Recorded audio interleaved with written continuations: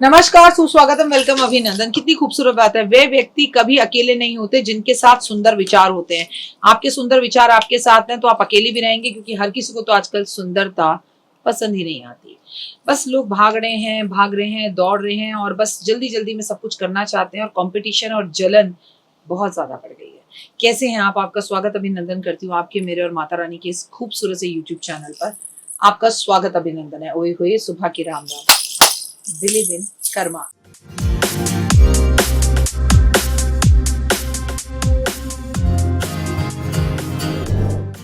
तो सबसे पहले कर्मों पर बिलीव करें। बात करेंगे 11 जुलाई और सावन के आषाढ़ पूर्णिमा की। क्या है ये छोटा सा उपाय? आषाढ़ पूर्णिमा है और पैसे की तंगी को दूर करने के लिए। लेकिन मैं पूर्णिमा के बारे में कोई भी बात करूं, मैं बता दूं, आषाढ़ की पूर्णिमा के दिन पीपल के पेड़ की पूजा हमें जरूर करनी चाहिए। आषाढ़ की पूर्णिमा या कोई भी पूर्णिमा जो होती है वो समर्पित होती है माता लक्ष्मी को, भगवान विष्णु को और साथ में चंद्रमा को। तो कोई भी पूर्णिमा हो, कार्तिक की पूर्णिमा हो, सावन की पूर्णिमा हो, आषाढ़ की पूर्णिमा हो, हिंदू पंचांग के अनुसार कोई भी पूर्णिमा हो, पूर्णिमा की तिथि पर फुल मून होता है और हमारा मन बहुत प्रसन्न होता है और चंद्रमा 16 कला संपन्न होता है। इस दिन आपको अपने घर में सत्यनारायण भगवान की कथा करनी चाहिए, सुबह जल्दी उठना चाहिए और इस दिन महादेव पर भी एक लोटा जल अर्पण करना चाहिए, क्योंकि चंद्रमा महादेव के मस्तक पर ही है। इसलिए आषाढ़ की पूर्णिमा की हार्दिक शुभकामनाएं। कब है आषाढ़ की पूर्णिमा? ये मैं बता दूं, 11 जुलाई के दिन है और बहुत खास दिन है और इस दिन से आपको जीवन के अंदर आगे बढ़ना है। अच्छा, अब कई लोग आपको बोलेंगे आषाढ़ की पूर्णिमा 10 जुलाई को है, व्रत कब रखें? 2 मिनट का उपाय में मैं आपके साथ ये शेयर कर लूंगी, क्योंकि मैं ये वीडियो शूट कर रही हूँ आपके साथ 13 जून।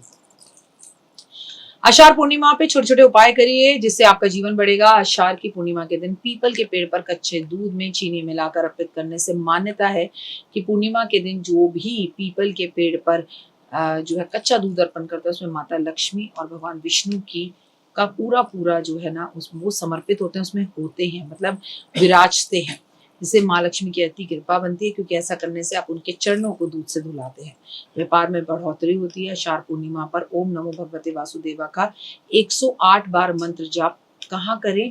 पीपल के पेड़ के पास खड़े होकर करें। आषाढ़ की पूर्णिमा के दिन लक्ष्मी नारायण की विधिवत पूजा करें। 11 पीली कौड़ी उनको अर्पण करें।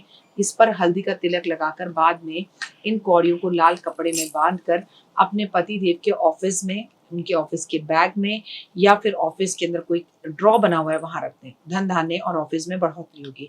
वैदिक जीवन में खुशहाली के लिए पति पत्नी में से कोई भी आषाढ़ की पूर्णिमा वाले दिन चंद्रदेव को जल अर्घ जरूर दे। और मैं तो कहती हूँ पति पत्नी को अपने रिश्तों को सही करने के लिए किसी भी पूर्णिमा पर दर्शन भी चंद्रमा के जरूर करने चाहिए, थोड़े चंद्रमा की रोशनी में बैठना चाहिए। और इस दिन भगवान लक्ष्मी और विष्णु जी को इत्र अर्पण करना चाहिए। सुगंधित लुबान कप जलाने चाहिए। धन सौभाग्य तो बढ़ता है, लेकिन आपका यूट्यूब चैनल हो, इंस्टा चैनल हो, रील्स हो, वो वायरल होती हैं। भगवान की कृपा होती है, यानी आप वायरल होते हैं और आपका नेम फेम बढ़ता है। अगर आप अपने विवाह में किसी तरह से कोई परेशानी का सामना कर रहे हैं तो इस महीने मतलब हर महीने की जो पूर्णिमा होती है उसमें बरगद के पेड़ पर 4 बार घूमकर कलावा अर्पित करना चाहिए और बरगद के पत्ते पे मन चाहा इच्छा को लिख कर आपको अपनी एक डायरी में रख लेना चाहिए। बहुत अच्छा टोटका है। और जब आपकी वो विश पूरी हो जाए, उस जो पत्ते को आपने तोड़कर लाल पेन से, लाल चंदन से विश लिखी थी, उसे किसी भी पेड़ के नीचे रखकर आ जाइए धन्यवाद बोलकर। ज्योतिष शास्त्र में बताया गया है कि मान्यता के अनुसार अगर आप पूर्णिमा वाले दिन चंद्रमा के दर्शन करते हैं तो आपके लिए बहुत शुभ है। वैसे तो आप किसी भी पूर्णिमा पर दर्शन करें, बहुत शुभ है, लेकिन अगर वो आषाढ़ मास की पूर्णिमा हो तो हुए, इसके लिए आप एक लोटा जल ले, उसमें थोड़े से दूध, अक्षत, गंगा जल मिलाएं। भगवान चंद्रदेव के वैदिक मंत्रों को बोलकर या यूट्यूब पर चलाकर धीरे धीरे उन्हें मानसिक शांति के लिए अर्घ दें। इसके अलावा पूर्णिमा वाले दिन दान का भी विशेष महत्व है। चावल दान करें, चीनी दान करें और दूध दही दान करें। जरूरतमंद व्यक्तियों को अगर ये चीजें दान करते हैं, माँ के पैर छूते हैं, उनसे आशीर्वाद लेते हैं, तो आपका ऑटोमेटिकली चंद्रमा मजबूत होता है। और देखिए, अगर मैं आपसे बात करूं कि ये जो पूर्णिमा है ये चतुर्मास की पूर्णिमा है, तो आपके जीवन के अंदर वैसे ही चतुर्मास 6 जुलाई से शुरू हो रहा है और जब चतुर्मास शुरू हो रहा है तो उसके बाद ये पूर्णिमा पड़ती है, तो हमारे जीवन के अंदर बहुत वैभव, यश मान सम्मान को लेकर आने वाली होती है।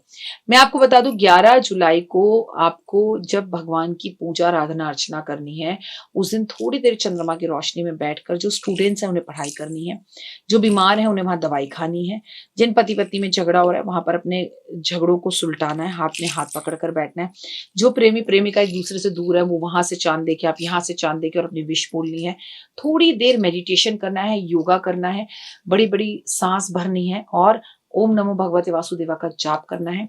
और पूर्णिमा वाले दिन व्हाइट कलर के वस्त्र अगर आप पहने और उसके बाद आप पूजा करें, पूजा भगवान को बहुत अत्यधिक प्रिय हो जाती है।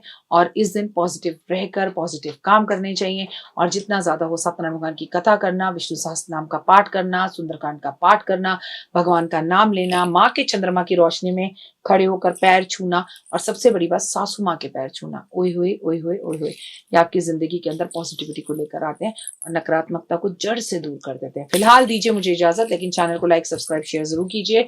कब है व्रत वाली पूर्णिमा, कब है स्नान वाली पूर्णिमा? 10 जुलाई, 11 जुलाई, 2 मिनट का उपाय जिंदगी बदल जाए मैं आपके साथ शेयर करूंगी। और ये तो मैंने आपको बता ही दिया कि 11 जुलाई को जो है 10 और 11 को पूर्णिमा मनाई जा रही है।